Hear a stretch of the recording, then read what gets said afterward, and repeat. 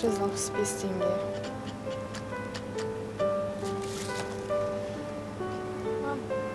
Не болды ғой?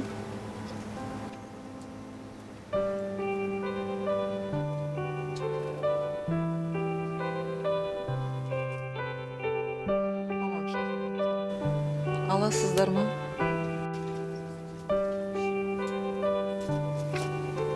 Қалдым сол. Жоқ, рахмет. Алмайтын болдым.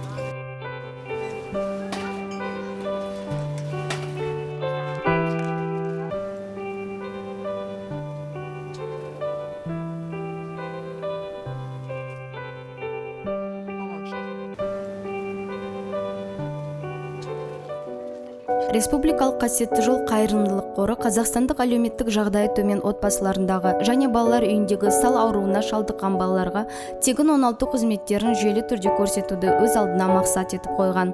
Қазіргі таңда Нұр-Сұлтан қаласында қасиетті жол оңалту орталығы және балапан ерте араласу орталығы, Шымкент қаласында Кейс жол Шымкент оңалту орталығы қызмет атқарып жатыр. 2014-19 жылдар аралығында 4300 балаға тегін оңалту қызметтері ұсынылды. Алғашқы қадам, алғашқы сөз.